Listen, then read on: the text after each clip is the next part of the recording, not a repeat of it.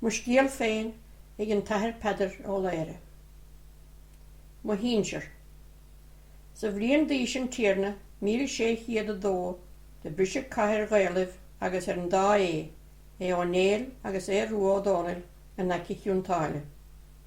Bhí 9 bliana caite nósin ag muintir na héireann ag treid go dtí na gcuinneamh an náud son na héireann agus son an chreidirh agus a gahabh na 9 bliana son de rugad bua na galibh in gach cad trám dar buair gatara go dtí an brise sin ciúntáile. Dá leis an taon bhrise bháin sin bua na 9 bliana agus bhí éire fé chosamh an náud a ríis. An sundach luis an cos-ar-bolg agus an éirleach agus an feabhal a rucht lí agus an éitheach a rucht na fíringe. Na Gael dá rógad a talamh as talamh a Shínsear dúir na sianthadí sa greidirh agus an talamh a thuairt de ropríomh íoslachta an nála hasanna agus ó Albain, go dtí gur chur déanaan na hiagóra féachaint na Gaeillimh éiríamach a ríis agus iarracht eile de dhéanamh iad féin a chosint i le héad de léirscris. Dahad bliain treis brise chiúntáile se dairíidir amach a ríis. Nuair bhín tairíamach san dá bheartú se dúirt file éigen.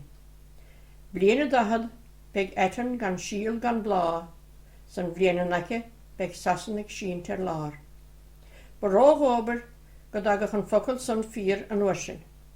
Hanig ón ruá an éil, mactra haar de an éil an nául go héiring, agus chuir go gceannas Gael ó lé. Fearstúma croga múil iltéir choga agus gná híomh cogaig a bé, agus bahol do bheith. Hanig mórán de chlán na nósal a díbríag treis brise chiúntáile handar an nála Spáin agus ón Rank agus ó áitir na bheile den árap agus níor fada go raibh sláite líonmhar a Gael in scach cúige de chuidíomh na héireann agus iad ag seasamh a ghirt. De leandar ag seasamh a ghirt go dtí gur dhéanón ruáin éil ag an main na marab gníomh díreach de haisan gníomh a dhéon drethaire ahar agus rua O'Donnell ag béal an átha buí 10 bliana agus dahad riimisin.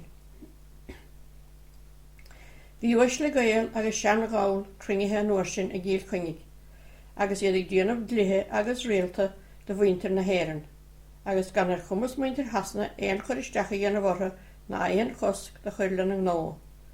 Ach nóir a rúg ón ruáin éil an bua ó hásach ag an main marab hanig iad chuidas na huisliú Gaelacha eile.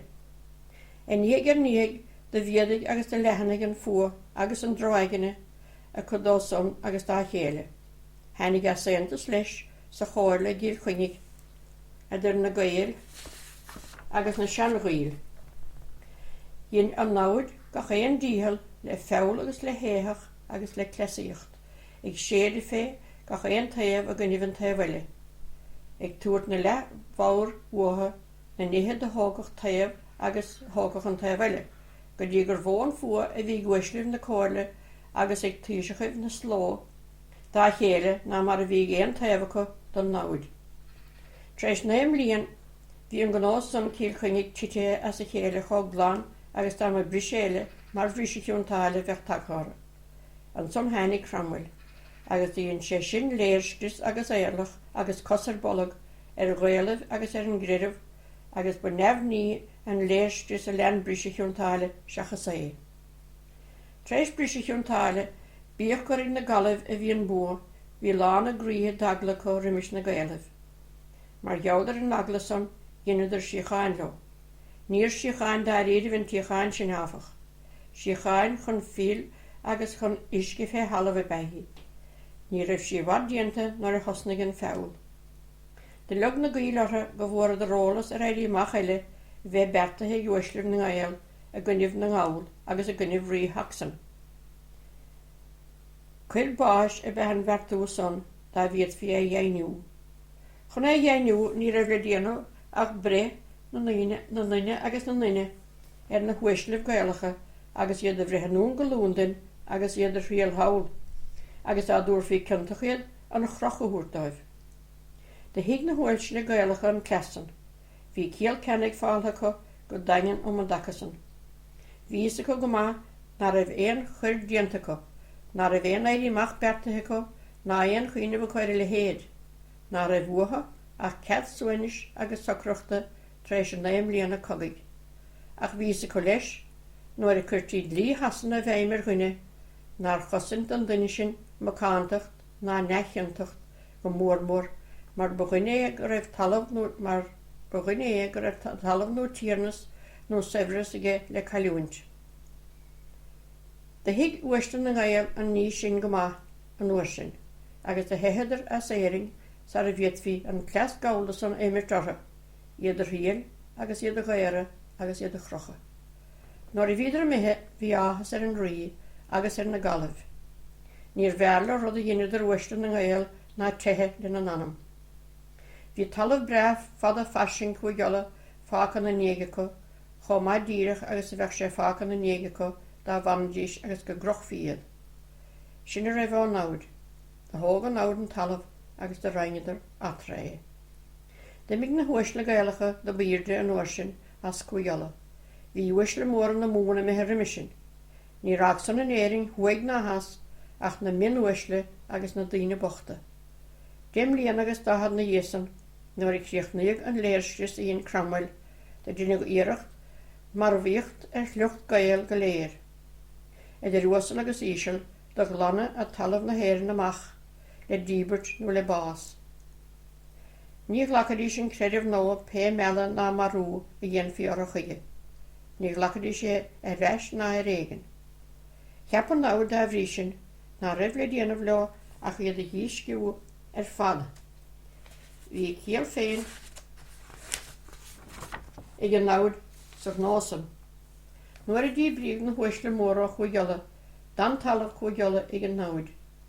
Tá bhíad fí slucht Gael go léir de bharú nó de dhíbert as éiring, dágach sun talamh na héireann go léir ag an náid.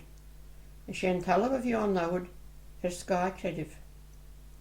An léirslis a lean brisisiún táile de leid sé go trom a uaisliv mór na Gael, ach chuig a lándis na min uaisliv séirhaig. Ach nuair a hánig léirslis cramhail, de leid sé an uileghine de lucht na Gael, de ruasal agus iachall. De leis sé fuad na dútha go léir, dechan leanta bhuaignecha agus an áitina imigéan úla, dro na riad éon áit na éon eicme dulhuaig. Daoine bhí an uair sin na gánaíons na háitina imigéan úla son, agus go raibh Shínsear rompa na gánaíonta feag na giata bliain agus na bhíthadaí glún, go sábh agus go suainsach, séir ó bhuairibh agus ó chrótan na gogaí a bhí coitianta siúil as muidíomh, de rois léirslis cramhailiad, de crechad agus de strisagéad. An méid nar chuir chun báis, díomh de bégan dóibh tehilean an anam agus sean áitineh cónathe sin beo bocht agus mecht fuaid an taíl. Bhí an uair sin sa taobh hir díomh léire sa bhuain, cosleán ná rómhór agus cosleán carige chora an ainmí bhíir. Bhí betre háir na gánaí sa cosleánsam. Díormid á léire benim de ghuinecha agus cruthúr á léire a benim den danéile. De rois an léirsgrisiad bégan dóibh mecht agus an cosleán agus an dúthaigh dá gáilt ag coigríoch ag an iasachta, handar nesca baile bhúrne. De fós duinecha ben de bhaintear go níon a bhí na cánaíar na halánamh agus dan sin son. De réad mar a hínsear dom de bé sin cruthúr, chuig díormid sir go háid ar a dúchtaí carraigh na madarí agus chur sé féann. Támal na dhéas son chuig duine de lucht cruthúir ó chuig go dúala agus chuig sé chun cónathe ar an mólach rua, 4 míle ar an daobh chuig na ráidiobhuiling an aice coilíní chuomh. De fós sé sin ben ar a dúchtaí i bhlín ní Raileáin. Is dóilm gur de bhaintear chealacháin gur behí, bhí maca go son agus cruthúr a banimdó, agus fear anna chéalmhar anna stóma behé. De fós sé ben de bhaintear hicí, in íon de haigní ó hicí, taig maca an dríis, i bhíon de chánaí hir ar an áháin ar ruach an bhóire. Néil ní haig a tuchtaí ar na níon. Bhí láintí de chlínecha, se bhána banim de ghuineadas na hiníanamh. Bhí díormid fé mar a hínsear dom na chánaí ar charraigh na madarí. Bhí maca ggé sin agus cruthúr a banim dó. Nuair a bhí cruthúr san pósta agus ag déanamh do féin, bhí buachail éimseirige agus cruthúr a banim don bhuachail leis agus do bhaintear léir bé, agus a dheascah sin cruthúr maister agus cruthúr buchail a tuchtaí ar an meist. Bhí clánach an cruthúr maister sin ach cháitiúh agus hagadís de dhéadís bás. Bhí sé féin agus a bhean go hana bhuair mar eolais sin. Tá hála trá greibh súla den éile clinge có. Bhí an táma techt ach má bhí de bhí an bhuairt agus an tagala ar thu réan go nimmeach an leanamh fé mar imigh an chudeile a hanig rimis. Bhí an bhuairt agus an tagala ar an bháthir chá mór son gur bhail agus dáma ná bheadh éon cúis eile chun na díomhála dhéanamh nar bheag an bhuairt aigena chuige. Roint leihananta ar a dainnig an tám chun na clinge hacht, de bhuair chúhan doras isteach ben ná fecha géanga go riamh rimisin. Déirigh fer a tíide car basti. Hána go bhada ó bhailann sa chuaibh siise a dúige ó híl dara. An tsundíoch si ar an munaí. Na bhí éon bhuairt na éon agalort an trusa ar siise. Maidig an tétaigh teachta níos, achas ar an éon cuiníal amháin é ar siise. Tugtar enim cúl le cinéir agus maithe sé. Nuair a bhíon méid sin ráitice, déimi sí bhuahan doras amach agus níacha éongaí beán ámarmh san áit na dhéasan. Níor bhada go dainnig an chlán, mac óg, cruthúr, nó diarmid, nó art, nó ciadach, nó fear, na henimicha do bhain leis an gine, ach tá tugad Barnaby ar an maxan, enim nar haríag riamh rimisin ar éige do bhaintear léire. Hennig mac eile na dhéag, de leanach ar an gúil le cinne, agus tugad pedar mar animir. De bhair an bhirt agus íon fir mhuara bhatha díomh. De fós Barnaby agus bhí bert facaige, ug sé diarmid ar ghuinecha in ngéáin an cúil le cinne, agus ug sé pedar ar an mac eile animir rathar. Nuair a bhíon bhirt fac son éirithe suas, bégan de Barnaby a mecht ó charing na Madrí. Níor ialas riamh dhéanamh amach cad éon cúis. San am chéanna son, bhí na chánaí thuaigir leann daibh ag bunmhalach anis fear dar bairm dar diarmid ó tuaigh. Bhí betain íonige, sibhánaí thuaigh agus márnaí thuaigh. Táir an daobh hasna leann daibh baile gur béanim a táir ná liscear gáin. Bhí an bhaile sin na halamh an áde le líon Barnaby ó léire agus a bhirt fac a bheith gimecht ó charing na Madrí. De hóg diarmid ó tuaigh an talamhsan a bhí an áde agus ginn sé gáirim de, agus ug sin gáirim dá bhirt in íon de chibháin agus de bhaile. Bhí mes an na bhuaige ar bhirt fac Barnaby léire. Ginn sé gáith leonas le, ug sé sibháin de diarmid agus ug sé maire de feidir agus chur séisteach sa dá éirim ar list gargáíir chun cónathe. Bhí fíor bógus fé in scach firmdíomh, agus bhíon dála an óg láidir ábalta ar pétarife ví sa talamh do bhain cast. Níor talamh maithe, talamh féin fluch a bhean chuid bhóide, ach do tógad gáilíonn tí mór a maithe creidúnacha ar. Bhí láin tíadach líon ag gach lán único. Bhí 5 duine díag nó 6 duine díag clinge ag pedar agus ag márnaí thuaigh. Diarmid a bailm den mach ba hinne a bhí ag pedar. Nó hánig an tám chun do tráchtar leannas idir an diarmid sin agus sibhánaí léire, an a níúd cruthúirí léire a bhí an uair sin na chánaí thuaigh ar mlach rua an aice chun ní chuomh. Da tuigh gur bhahan cleannas le déanamhaid.